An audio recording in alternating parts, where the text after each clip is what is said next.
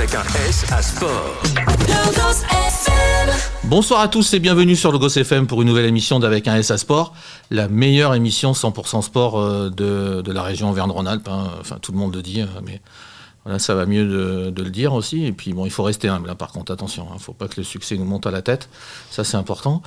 Et ce soir, nous avons le privilège de recevoir Eric Basset. Bonsoir. Salut Eric, comment vas-tu ? Ça va très bien, merci. En forme ? Oui, en pleine forme.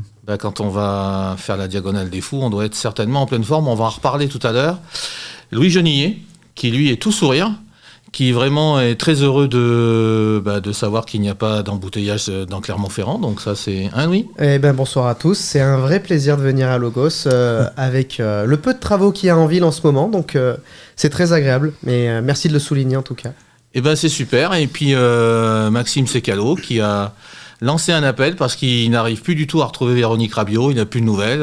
Ça en est où ça ? Écoute Fabrice, moi je me concentre sur le jeu et pleinement le jeu. Et écoute, c'est bien. C'est de la langue de bois un peu ça, non ? Ouais, c'est ça, mais tu me connais. Et en même temps, Véronique Rabiot, tu vois, faut un peu compenser, tu vois, parce qu'elle est pas trop langue de bois. Du coup, je compense un peu pour qu'on ait en soi un couple équilibré, tu vois. Elle doit manquer à Longoria quand même un peu, Véronique Rabiot, non ? Ouais, je pense après avec Mehdi Benassia, il a de quoi faire. Ouais, c'est vrai, ça c'est sûr. Ouais, c'est vrai. Et puis à ma gauche, il y a Laurent Courtaliac que j'aime bien, que je citerai maintenant chaque début d'émission, parce que sans lui, l'émission ne serait pas possible.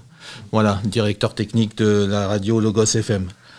Eric Basset, est-ce qu'il faut être fou pour faire la diagonale des fous ? Sûrement. Ouais.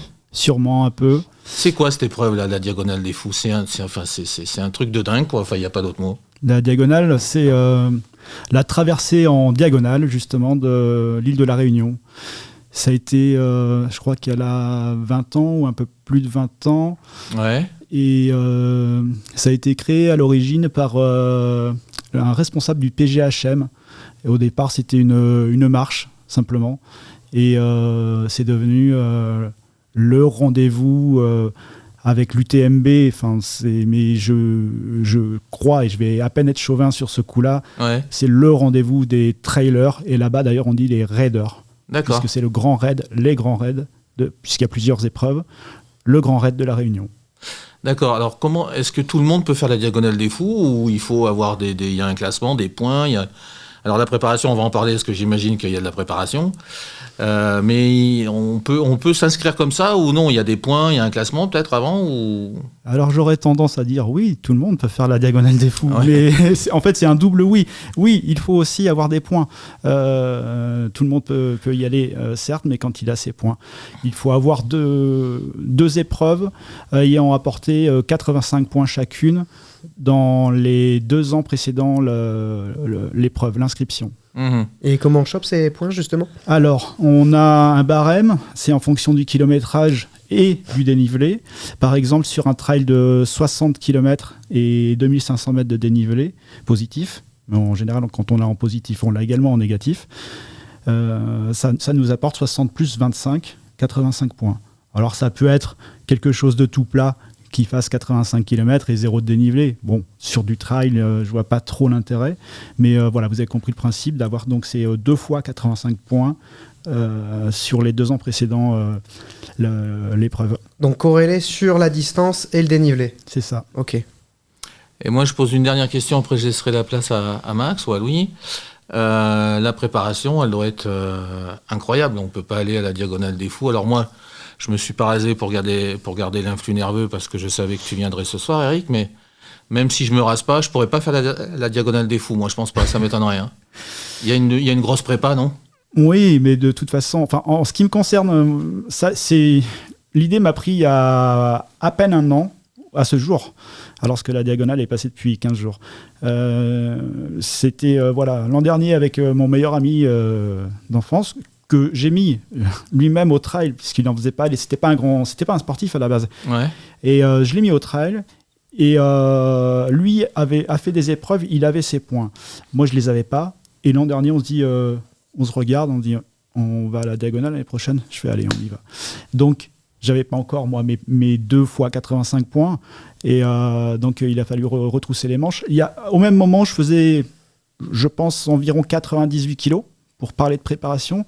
Aujourd'hui, je suis à 85 kg pour 1m70, c'est pas très bien. Ouais. Il faut encore que je perde, et ça va être la prochaine réflexion. Mais pour la préparation, tout simplement pour avoir ces points, il faut courir. Et naturellement, ça se fait. Moi, par exemple, je suis en moyenne 50 bornes par semaine. Ah ouais, quand même. C'est quand même. Max ? Ouais, moi j'aimerais parler quand même de l'aspect aussi souvenir, parce que c'est quelque chose, comme tu l'as dit, en termes de préparation, qu'on fait pas forcément tous les ans non plus. On a vu des vainqueurs, là le précédent, Mathieu Blanchard, qui l'avait fait, qui l'a gagné. Lui, c'était un peu une étape, mais pas forcément quelque chose comme un marathon que tu peux faire chaque année en choisissant un peu ta discipline et l'endroit où tu veux le faire. On parle quand même de ces 170 km, c'est ça la diagonale des fous, et c'est plus de 10 000 de D+, je crois. Alors, je crois que je suis 175 pour 6500. Voilà, 175. Et en réalité, comme beaucoup, ils aiment faire des petites blagues, les organisateurs. Ouais. Quand on regarde la montre Ouais, c'est à ça. la fin, moi, mon pote, il était à 182 km. En fait, c'est d'accord. c'est selon les syndicats ou selon la police. C'est exactement ça. Ok. Joli clin d'œil. Mais donc, ouais, j'aimerais bien, moi, que tu nous racontes ton souvenir marquant, parce que au-delà des paysages, j'imagine, extraordinaires que tu dois avoir durant cette course, toi, ton souvenir marquant, peut-être qui sera gravé à vie dans ta mémoire. Oui, bien sûr, j'en ai plus d'un, mais bien évidemment, c'est de pouvoir courir dans ces paysages incroyables. Mais je vais faire un double souvenir marquant. C'est parce que je ne suis pas allé au bout de cette diagonale. Donc ça, c'est quelque chose de marquant. Je pensais être prêt. Tu parlais de préparation, Fabrice, tout à l'heure. Ouais. Je pense que physiquement, j'étais prêt, j'en étais capable. La preuve, mon pote l'a fait sans vouloir dénigrer, voilà, je pense que j'avais au moins une aussi bonne préparation que lui. Oui, puisque tu l'as fait avec lui, etc., C'est la ça. prépa, donc... Mais Et ton pote, il l'a fait entière ou il a pété en plein vol aussi? non, lui, il est finisher. Il est finisher. Ouais. Bravo à lui. Ouais, bravo à lui. Et d'autant plus quand on sait ce qu'on a fait, par où on est passé, et quand on sait ce qu'il reste à faire, voilà. Et c'est là où moi c'est quelque chose de marquant. C'est une claque parce que je pensais être prêt. C'est quelque chose où on met beaucoup d'investissement personnel, financier, familial, etc. Et là on prend la décision, j'arrête, attention. Il y a les proches, il y avait ma compagne qui était là, qui dit: t'es sûr, tu te rends compte de comment tu vas vivre ça? Je dis: mais ça fait une demi-heure, 3/4 d'heure que j'y réfléchis, j'arrête. Je suis en accord avec moi-même. Je n'ai plus de plaisir, je ne suis pas bien, je ne veux pas prendre de risques, la vie continue. Et en fait, c'est déjà vachement bien ce que j'ai fait. Moi, j'estime que c'est bien. Bien sûr, moi aussi. Et merci. J'estime que c'est bien ce que tu as fait. Je pense que tous autour de la table, voilà. on est d'accord Ouais, c'est pour clair. ça. C'était donc la préparation psychologique qui était défaillante pour moi. Donc, ce que tu penses, là où tu mets le doigt, c'est-à-dire que pour toi, le mental, puisque ton pote avait à peu près la même prépa physique que toi, une course comme l'UTMB, on en parlait, l'Ultra Trail du Mont Blanc pour les non-initiés, et la Diagonale des Fous, c'est des courses qui jouent peut-être à 50% sur le mental, autant que le physique. À notre niveau, à nous, Ouais. je parle de mon pote et moi, où on est plutôt vers la fin que vers le début. Non, mais faut parler très Ouais. franchement. Les Plutôt meilleurs, amateur que pro, quoi. mais bien sûr, les meilleurs C'est normal. qui sont des pros, des élites, le font en 24 heures. Et alors ça, c'est extraordinaire aussi, c'est qu'on se retrouve avec eux. Ouais. C'est un des seuls sports Et oui. où on pratique avec les élites, avec les pros. Ça, c'est Mhm. déjà incroyable. Et oui, il faut rester à sa place, il faut surtout pas s'enflammer, etc. Mais malgré ça, pour moi, ça n'a pas fonctionné cette fois. Et sur l'aspect mental, physique, tu penses que c'est vraiment 50-50 ? Non, je Non. pense que c'est beaucoup plus le psychologique Ok. que le physique. Le psychologique est incroyable. J'ai vu des gens dans des états, j'ai vu plein de gens dans des couvertures. Quand je me suis arrêté, que j'ai continué à suivre la course de mon pote, j'ai vu Ouais. des gens dans leur couverture de survie, dormir, etc. Chose que je ne peux pas faire. Moi, j'arrive pas à dormir. Mon pote, lui, Ok. il avait déjà dormi avant. Je l'ai Ok. attendu, etc. Psychologique, c'est 85%, Eh oui. je pense. Ok. Mais C'est énorme. t'es pas galvanisé quand t'arrives à Saint-Pierre avec l'ambiance, avec tout ce qu'il y a autour, parce qu'il y a une prépa, il y a quand même, c'est quand même un truc de fou. Donc normalement là, on est remonté à bloc. C'est justement la deuxième chose la plus marquante, c'était incroyable. C'était absolument incroyable. Au départ, pendant 7-8 km, jusqu'à ce qu'on sorte complètement de la ville, jusqu'à ce qu'on gagne les premiers champs de canne à sucre, il y a du monde partout. De retour sur le Goss FM avec Eric Basset qui a participé à la Diagonale des Fous. Il faut être un peu fou. Mais bon, je le connais bien, lui il n'est pas fou, il sait où il va.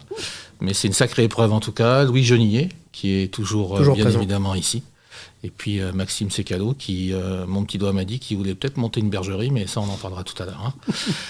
Louis, donc, est-ce que tu peux reposer ta question à Eric parce que c'était très intéressant. Ouais, effectivement. Donc, avant la pause musicale, on était en train de parler de cette Diagonale des Fous et de là où ça emmène psychologiquement. Et donc, on est arrivé sur un aspect plutôt galvanisant autour de cette fête qui est cette Diagonale des Fous et savoir justement comment on prépare, comment ça se passe quand on arrive sur place, une fois que la course allait démarrer.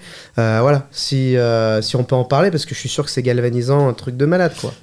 Oui, j'ai vu des gens pleurer au moment de récupérer le dossard déjà. Parce que ce que j'ai pas dit tout à l'heure, en plus des points, juste en aparté, on est 3000 au départ de la Diagonale, donc du Grand Raid, c'est la 175. Il y a d'autres épreuves. On est 8000 en tout, je crois, sur toutes les épreuves. Mais sur les 3000, comment je pourrais dire ça, élus, parce qu'on en est presque là, il y a un tirage au sort, il y a des packs vendus avec Bourbon Voyage, etc. Enfin, excusez-moi pour la publicité, mais c'est comme ça que ça se passe. Et il y a 3 ou 4 fois plus de déçus que d'élus. Donc déjà, d'être là-bas, c'est incroyable. L'île de la Réunion, je ne connaissais pas. J'ai découvert quelque chose d'incroyable. Le mot incroyable, il va revenir toutes les 10 secondes. Je ne peux pas faire autrement. Et ce départ, d'être dans le sas d'attente, on a des sas. Moi, j'étais dans le sas numéro 3 sur 5. J'ai gardé mes petits bracelets parce que c'est quelque chose voilà, j'y tiens beaucoup. Et ce départ, pendant 7-8 kilomètres, à taper dans les mains des gosses, des adultes, de tout le monde. C'est vraiment la fête, c'est beaucoup plus qu'une fête nationale en métropole. C'est incroyable, ça dure. Je pense que pour eux, il y a bien sûr les 3 jours de diagonale, d'épreuve, mais ça dure, ça se passe en amont, ça se passe après. Et j'imagine quelle fête, quelle liesse c'est dans tous les villages qu'on traverse, c'est la fête à n'importe quelle heure de la nuit comme le jour. C'est la fête partout. Et puis c'est des sacrées retombées touristiques aussi pour l'île. Certainement. Vu le nombre de personnes, et puis les familles en plus. À titre personnel, j'y suis allé avec ma compagne et mon pote et sa compagne. Je n'ai qu'une envie, c'est d'y aller avec mes filles pour leur faire découvrir ces magnifiques paysages. Ouais. Et d'en parler le plus possible, parce que j'ai vu des gens... merveilleux, le mot il est peut-être un peu fort, mais c'était des gens super sympathiques, avec des sourires partout, avec quelque chose de très très bien. Ça m'a vraiment beaucoup plu. Est-ce que ta compagne, elle joue un rôle important, bien sûr, hein, ça c'est... je sais que ta réponse va être positive, mais est-ce qu'elle peut pas encore aller peut-être plus loin dans cette préparation mentale, dans cette distance qui te manque en fait? Tu vois ce que je veux dire, c'est qu'elle t'assiste tous les jours, quoi. On en a parlé d'ailleurs pour venir me chercher. Elle était vers Maïdo. Elle s'apprêtait à m'attendre pour ma traversée du cirque de Mafat. C'est là où je me suis arrêté. Parce que Mafat, si on y rentre, il faut y sortir à pied. Ou alors c'est l'hélico. Il n'y a pas de moyen de locomotion autre. Il n'y en a pas en dehors de l'hélico. Et c'est aussi ce qui m'a fait gamberger, dire voilà, je suis pas bien, ça va plus. Bon, et donc elle était à l'autre bout, elle a dû traverser toute l'île pour venir me récupérer, parce que je dis non, j'arrête, c'est terminé. Son rôle, il est essentiel, et je lui rends hommage ce soir, et je la remercie vraiment énormément, et peut-être même que je me suis un peu trop reposé, c'est ce qui a fait quelque part ma défaillance, c'est que je me suis trop reposé sur mon pote qui avait tout analysé, le parcours, etc. Là, je serai là telle heure. Il me dit, si tu te cales sur ma course, ça devrait bien se passer, etc. Et je me suis pas assez... j'ai pas assez étudié cette course. Mmh. C'est pour ça que psychologiquement, ça l'a pas fait. Chaque montée, chaque descente, c'est une épreuve incroyable. Et je me suis pas assez impliqué là-dedans. Mais je rends encore une fois hommage à ma compagne, puisque... l'assistance, c'est pareil, c'est 3 jours, c'est 2 jours et 3 nuits dehors. Elles n'ont pas dormi plus que nous, hein, nos compagnes. Avec le stress, en plus de dire, le coureur, des fois, ça ne va pas comme il veut, donc c'est un peu tendu, quoi. Et elles subissent complètement, et alors qu'elles font du mieux qu'elles peuvent. Ouais, c'est un bel hommage que je souhaite lui rendre. Eh ben, super. Et du coup, ce qui est bien, c'est que tu mets quand même le doigt et plus que le doigt sur peut-être les choses qui t'ont été défaillantes pour toi. Tu parles de ton pote qui, lui, peut-être avait mieux préparé la course sur chaque montée, chaque descente. Tu sais qu'effectivement, parce que des fois, on peut avoir des échecs dans la vie et pas forcément savoir pourquoi. Quand je dis échec, c'est des choses de la vie, pas forcément sur du sport. Hein. Et se dire, je ne sais pas pourquoi. Et des fois, on est fier de ce qu'on a fait. Et là, d'être fier de ça, parce que tu peux l'être vu la difficulté de ce parcours. Et en plus de se dire, oui, mais alors, je pense que ça et ça, c'est des choses où tu nous l'as dit hors antenne, ton rêve, c'est d'y retourner. Voilà. Et au moins, en fait, tu vas arriver avec peut-être là toutes les cartes en main, finalement. Je l'espère. Sur le coup, avant de m'arrêter, au moment où je dois prendre cette décision, je me dis, excusez-moi le terme, je dis mais quelle saloperie. Quelle saloperie. Qu'est-ce que je fous là? Et pourtant, tout le mal que j'ai eu, parce que ça n'a pas été si simple que ça d'avoir les points. Et 2 jours après, donc sur le coup, je dis mais c'est pas fait pour moi, c'est trop long, je ne peux pas dormir dehors, donc je ferai plus ça, je vais faire du beaucoup plus court. Voilà. Un peu fâché quand même. Ouais. Et 2 jours après, je me suis dit, bon, alors comment on va faire? C'est bon ça. Comment on va faire? Ça réfléchit que l'hélico te lance une toile de tente. Ouais, ça serait pas mal. Ouais. Et t'as le droit de partir avec ton sac à dos, ta tente de trail, ces choses-là ou alors tu non, pars avec, c'est pas conseillé minimum. parce que... c'est lourd. Alors, voilà, parce que déjà, dans toute la partie du matériel obligatoire, le sac qu'on transporte, déjà, il faut 1,5 litre d'eau. Il faut avoir de la nourriture, il faut avoir ce qu'on appelle la seconde peau, donc un vêtement, voilà, plus une veste absolument étanche, avec des normes bien spécifiques. Et puis, moi, je vous avoue, à Sillaos, je me suis changé entièrement, pris la douche, changé de chaussures, enfin, voilà, comme en Formule 1. On change tout. Le pit stop. Voilà, c'est ça. Et j'ai réfléchi à ça sur les 2 jours, dit, bon, il y a 2 solutions. Soit, comme j'arrive pas à dormir, etc., soit... il va falloir arrêter le saucisson et puis le canon de rouge. Ça, je le conseille pas, mais c'est bon, très compliqué ça. Et en gros, il faut que je perde 15 kilos, quoi. Ouais. Voilà, pour être mieux et viser un temps moindre encore, donc vraiment y aller à fond. Ou soit il faut accepter de le faire en mode grande randonnée. Et puis la base, ce qu'on dit, c'est un pas après l'autre. Alors je ne saurais pas le dire en créole, ils ont une expression bien particulière. Ouais. Parce qu'il n'y a pas de limite de temps? Si, c'est Okay. 60 heures. Ok. Tu peux pas aller au-delà de 60 heures? Non, 60 heures, c'est la fin de la course, mais il y a des barrières horaires sur le parcours, différentes barrières horaires, et on nous arrête si on sent que, dès qu'on passe la limite. Ça me fait un peu penser, on avait reçu le président du Clermont Triathlon, Fabrice. Ah oui, Philippe Barba, oui. Philippe Barba qui nous avait expliqué que... On salue d'ailleurs. C'est un peu pour faire aussi la passe au triathlon et expliquer qu'on ne devient pas triathlète et on ne fait pas un triathlon comme on va chercher son pain et on ne fait pas la diagonale des fous comme on va faire un footing du dimanche, quoi, en fait. Et il y a beaucoup aussi de personnes maintenant parce que les réseaux sociaux, parce que plein de choses sont embellies et qu'on voit des personnes des fois courir des distances ou faire des choses assez facilement parce que peut-être qu'ils ont des prédispositions, peut-être qu'ils étaient sportifs de haut niveau dans un autre sport. Et en fait, c'est vraiment des épreuves importantes et c'est pas anodin. Hein. La preuve en est, c'est pas parce que t'es préparé, t'as gagné tous tes points à une course, etc., que finalement tu vas le faire. On en parlait, c'est pas parce que t'es un bon nageur que tu sais faire du triathlon, parce que tu nages en espèce de peloton dans une eau en eau libre. Et puis ça me fait penser, justement, je trouve qu'en ce moment, donc, la Diagonale des Fous, c'est une course bien sûr très très difficile. Il y a le triathlon aussi, c'est vraiment la mode. Regarde, on a reçu Chris Naffer l'autre fois qui fait des compétitions Aerox. C'est ça. C'est un truc de dingue aussi, quand on voit qu'il s'entraîne, comment il est fait physiquement. Et je trouve que maintenant, la génération sport, c'est surtout axé sur des défis comme ça, quoi. Ouais, des dépassements de soi, ouais. Qu'est-ce que t'en penses, Eric ? C'est exactement ce que je pense. Quand on court, on a beaucoup le temps de penser. Ouais. Je pensais à ça cet après-midi, d'ailleurs, en me disant... oui, il y a une part de folie, c'est pas un nom galvaudé, hein. Ouais. Il y a une part de folie parce que je repensais à mes débuts.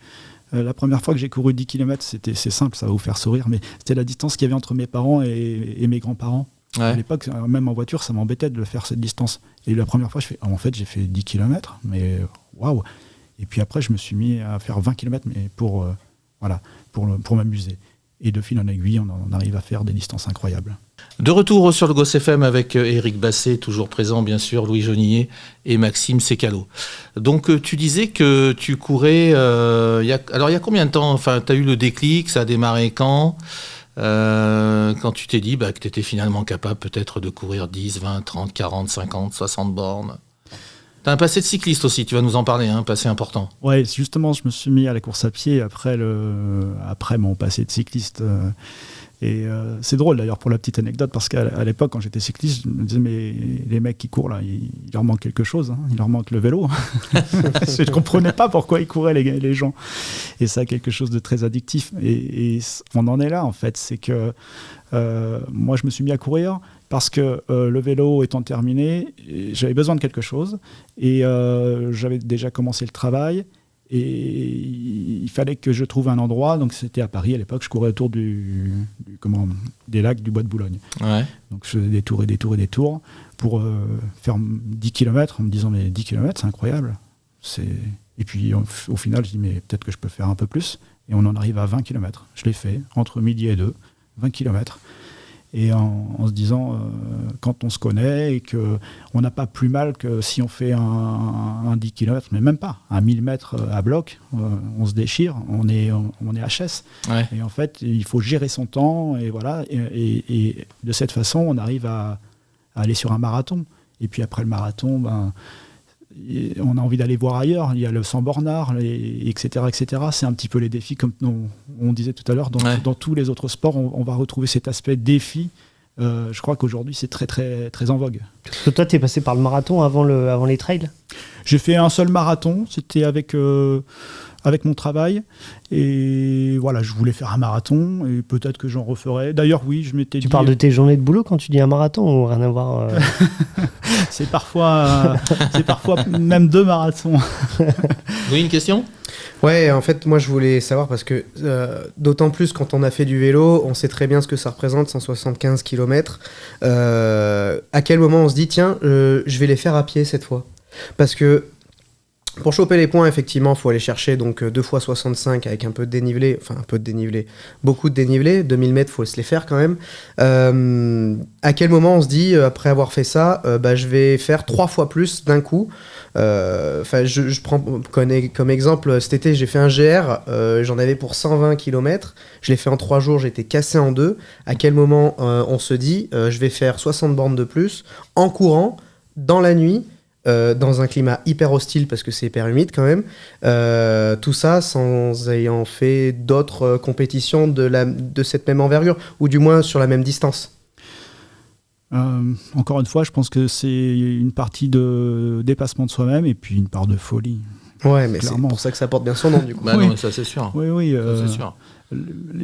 Ces derniers jours, j'étais en train de faire mon programme pour l'an prochain. L'an dernier, il était déjà bien épais, puisque justement pour aller chercher mes points. Il y a des courses que j'ai faites qui m'ont beaucoup plu l'an dernier, mais je suis allé avec la pression de dire il faut absolument y arriver parce que j'ai besoin de ces points. Et par exemple à Guillestre, j'y retourne cette année. L'an dernier, j'étais sur le 110 avec 6006 de dénivelé. Là, je dis il y a un 170 avec 11 000 de dénivelé. Allez, pour moi celle-là. Elle a bon courage. Hein. Exactement. Bon, et juste un dernier petit mot quand même sur la Diagonale des Fous. Est-ce que pour les gens qui nous écoutent, parce que moi j'ai un ami, Clément Bonnefoy, s'il m'écoute, qui lui se prépare pour l'ultra-trail du Mont Blanc entre autres, pour des gens qui courent, qui sont passionnés de ça, quel conseil tu peux donner pour la Diagonale des Fous ? Si tu avais un conseil à donner pour quelqu'un qui n'ose pas se lancer en se disant quand même c'est un step beaucoup plus grand que peut-être un trail qu'on peut faire en France, etc. Ou en métropole entre guillemets. Un seul conseil. Encore une fois, à la créole, un pas après l'autre. Ok. Il faut vraiment pas... Tout dépend quel est son objectif, si il vise un temps, mais plus on visera un temps, un chrono, et plus on prend le risque, ça ne fonctionne pas tout à fait comme on l'a imaginé. C'est un petit peu ce qui m'est arrivé quand même, parce que moi je m'étais dit je vais faire en 45 heures environ, et puis il s'est passé ça aussi en se disant là ça va être juste. En fait, c'est au moment où j'ai compris que j'allais passer une 3e nuit dehors, je dis mais je suis pas là pour ça, j'avais pas prévu ça. Donc il faut pas prévoir en fait et plus y aller step by step quoi. Ouais, je pense que moi je l'ai pas suffisamment préparé psychologiquement de dire attention, il peut se passer ci, ça, et je pense qu'il faut se mettre aussi des portes de sortie, plusieurs options, de dire bon bah on va passer en mode plus cool, en mode randonnée s'il le faut, mais la plupart des finishers c'est le but, et puis c'est de dire je finirai. J'ai vu des gens passer la ligne cassée en 3, et moi j'avais presque honte de dire mais pourquoi je me suis arrêté moi en fait. Mais psychologiquement ça avait cassé. Bah non mais ça c'est sûr, ça c'est sûr. Tu as été responsable aussi des sports de la police Auvergne-Rhône-Alpes, c'est ça? Oui, c'est ça, pendant presque 8 ans, de 2017 à début d'année. Et c'est une bonne expérience, ça. C'était une magnifique expérience. Oui, j'en garde que de bons souvenirs. J'ai fait la connaissance de plein de collègues aussi sympathiques et sportifs les uns que les autres. Donc c'était vraiment une belle expérience. Puis ça me fait une carrière assez variée, diversifiée. Et voilà, c'est bien ça. Me plaît beaucoup. C'est top ça. Alors on va parler maintenant à notre page, celle que j'attends depuis que je sais que tu viens à l'émission. C'est notre page Tadej Pogačar. Ah bon Parce que je sais que tu n'es pas un admirateur de notre Slovène, mais tu vas nous expliquer ça. Pourtant, il a un maillot blanc et jaune qui était la couleur de UAE pour l'arrivée sur les Champs-Élysées. Je dis ça, je dis rien. Mais je suis fan du maillot jaune. C'est vrai. Alors juste pour dresser le tableau, pour les gens, il n'y a pas beaucoup de gens qui nous écoutent et qui ne connaissent pas Tadej Pogačar, mais c'est vrai que Pogačar ne laisse pas insensible. C'est soit donc il a des performances énormes et il gagne quasiment toutes les courses auquel il participe, mais est-ce que c'est un coureur qui a un don naturel au départ, qui s'entraîne beaucoup? Est-ce qu'il est propre? Est-ce qu'il n'est pas propre? Est-ce que c'est quelqu'un qui va encore régner une dizaine d'années sur le vélo? Donc c'est vrai que c'est un nom, Tadej Pogačar, aujourd'hui, qui ouvre un grand débat, qui ouvre plein de sujets. Alors vas-y Eric, là tu as la parole sur Tadej Pogačar. Alors oui, je ne suis pas fan du coureur. Et peut-être même ça va plus loin que ça, même de la personne. Quand je voyais l'an dernier, je crois que c'était à l'arrivée du Tour de France, où je l'ai trouvé méprisant quand il mangeait ses bons becs, je ne vais pas citer la marque, mais enfin bon bref, sur le podium. C'est pas la bonne image à renvoyer aux jeunes. Mais au-delà de ça, je suis suspicieux, comme on peut l'être. Alors, je suis un ancien cycliste, je connais bien le vélo. C'est ses performances, c'est les... Oui, on peut être que les watts, les compagnies. Ouais, je vais même pas jusque-là, mais il domine tout de la tête et des épaules.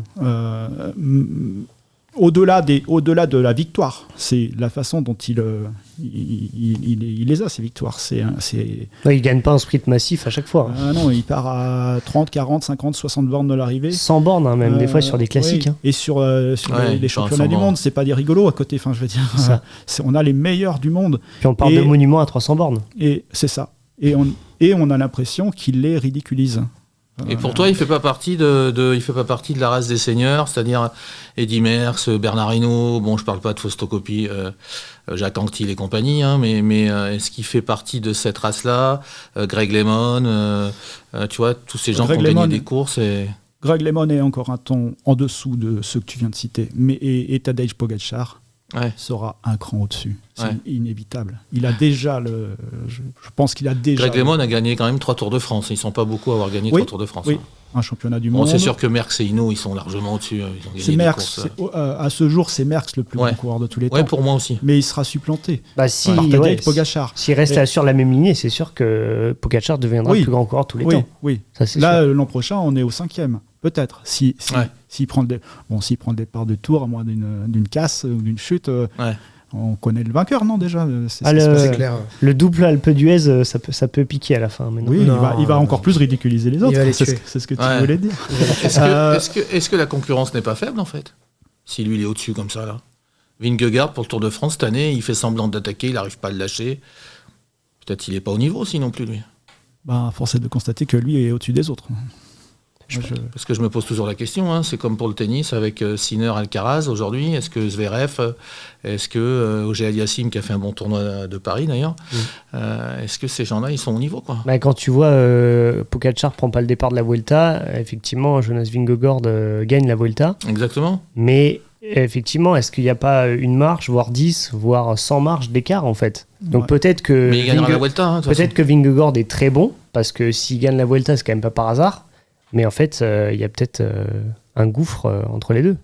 De retour sur le Goss FM pour cette dernière partie avec Eric Basset qui a couru la Diagonale des Fous. Il faut être un peu fou pour courir la Diagonale des Fous. Et puis Louis Genillet qui va nous expliquer pourquoi le Clermont Foot a perdu à Bastia. Et puis Maxime Secalo qui lui trouve toujours des excuses à la SM Clermont-Auvergne, mais je vais essayer quand même de le dissuader. Je les partage un peu mes excuses. Ouais, un peu. Donc on voulait parler, Eric, tu voulais rajouter quelque chose sur Pogačar ou ses qualités naturelles ou... Oui, je voulais simplement dire, on ne peut pas être que dans la critique négative. Ouais. Ça reste quelqu'un, un athlète, un cycliste hors du commun, avec des stats époustouflantes, quoi qu'il en soit, à la base. Ouais, bien sûr. À la base, mais de toute façon, je n'ai rien de vraiment probant contre lui. Hein. Et puis simplement, je conclurai en disant que Merckx, à l'époque, quand il dominait le cyclisme, il n'était pas apprécié de tous non plus. Hein. Ouais, c'est vrai. C'est vrai que tout le monde ne l'aimait pas alors que c'était un sacré champion, Eddy Merckx. Pour moi, c'est le plus grand. Et Dieu sait que j'aime beaucoup Bernard Hinault, mais Eddy Merckx, c'est le plus grand de tous les temps pour moi. Je ne sais pas si d'ailleurs le Tour n'est pas de plus en plus difficile et Prud'homme le rend pas de plus en plus difficile pour voir jusqu'où Pogačar peut aller. Parce que là, suite 2026, va falloir se coltiner aussi. Ouais, mais ça va être pour lui encore. Bon, enfin bref. Allez, on va parler du Clermont Foot 63. Louis, tu vas nous expliquer pourquoi le Clermont Foot 63 a perdu à Bastia 1-0. Bastia n'avait pas gagné le match depuis 1974. Non, je plaisante, mais Bastia n'avait pas gagné le match depuis un moment. C'est très très bien résumé. Qu'est-ce qu'il y a à Clermont là? Ça va pas décoller? 15e, juste devant la place de 16e occupée par Boulogne-sur-Mer, cette place de barragiste. Qu'est-ce qui se passe et qu'est-ce que va être cette saison encore? Il suffit de rembobiner et d'aller sur Spotify, Logos FM et d'écouter la semaine dernière l'interview avec Jérémy Antonio qui parlait justement du centre de formation du Clermont Foot qui est aujourd'hui, on le salue, effectivement très qualitatif mais qui aujourd'hui montre ses limites puisque le Clermont Foot du coup a une équipe qui s'est très rajeunie et du coup manque d'expérience et forcément on le retrouve sur le terrain contre des équipes comme Bastia malheureusement qui valent pas non plus grand chose et on revient encore en fait sur le débat qu'on avait la semaine dernière.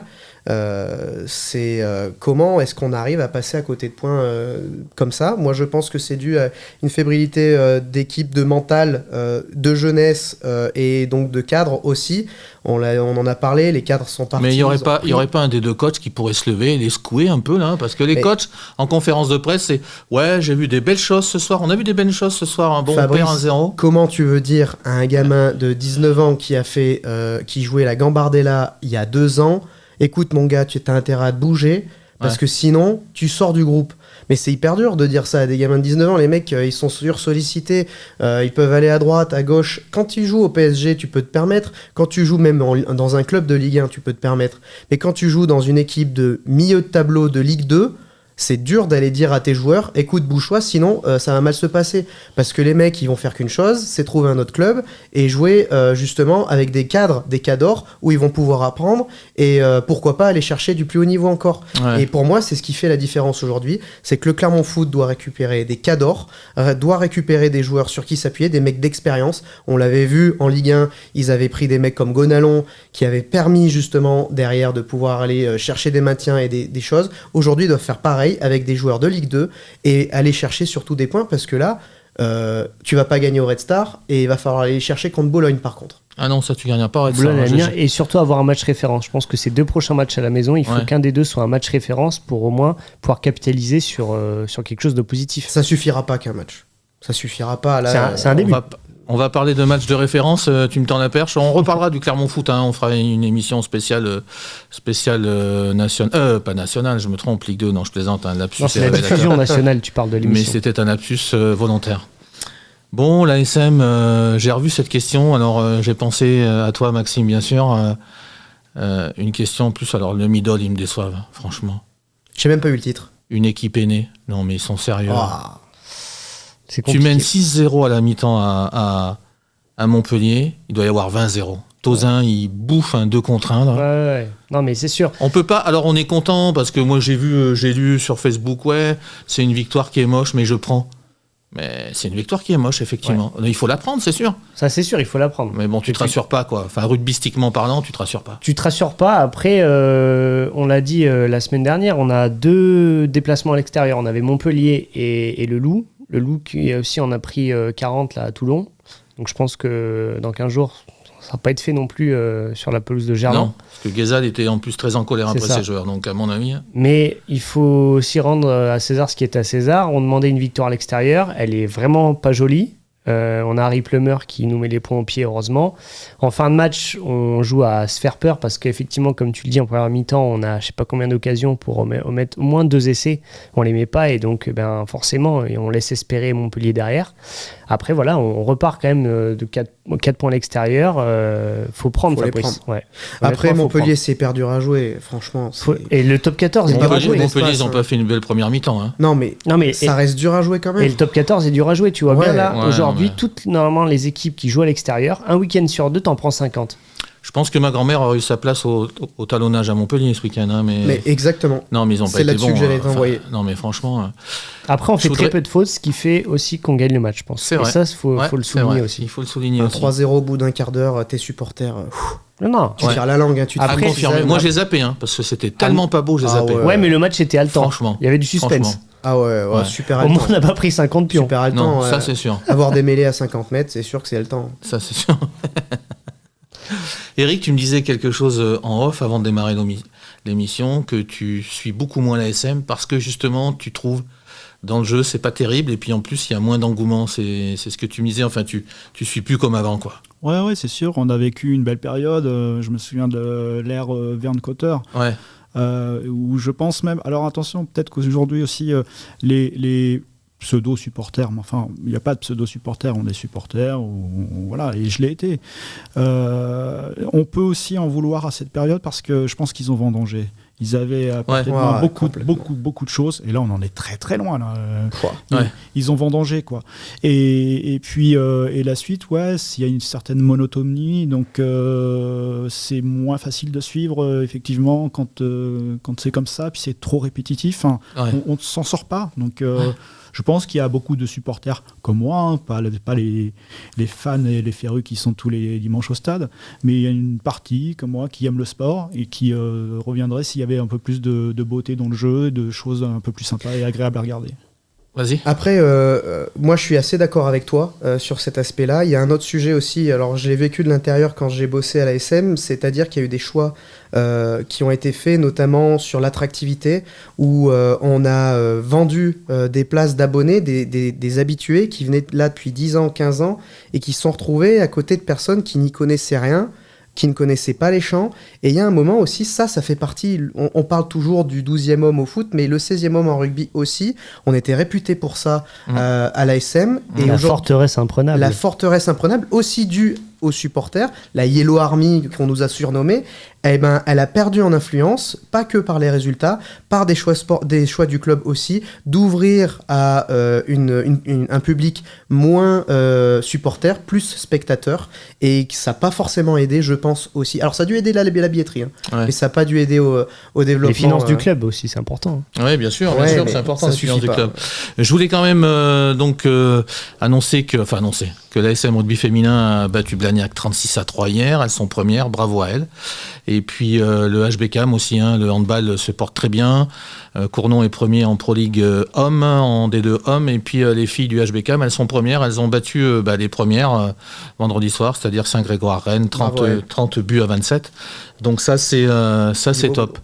Je voulais finir avec Eric. Donc Eric, en 40 secondes, qu'est-ce qu'on peut te souhaiter ? De retourner faire la diagonale des fous ? Oui, aujourd'hui. Et de la terminer avec le sourire cette fois. Oui, complètement. Ouais. Je reviendrai vous voir. Mais ce sera pas pour l'an prochain. Oui, bah ouais. Le t-shirt finisher, j'ai survécu. C'est ça.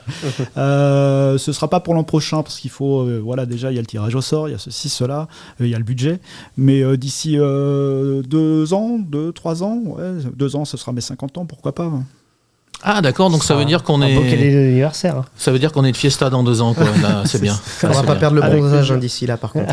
Au moins, on sait qu'on aura un vainqueur de la Diagonale des Fous. Un finisher. Un finisher. Excusez-le, il n'a pas encore... Non, mais vainqueur, normalement, il n'y a qu'un vainqueur. Non, il n'y a pas qu'un vainqueur. Ah si, le vainqueur, c'est le premier. Eh ben voilà. Bah, écoute, donc vainqueur, c'est pas... On souhaite à Eric Basset d'être premier de la Diagonale des Fous. Attendez, j'ai un appel pour ses 50 ans. Tadej. C'est déjà terminé. N'oubliez pas que vous pouvez nous retrouver en replay et en podcast sur notre chaîne YouTube, sur notre page Facebook et sur Spotify. Voilà, à très bientôt sur Logos FM, amis sportifs. À bientôt, au revoir. Avec un S à sport. Logos FM.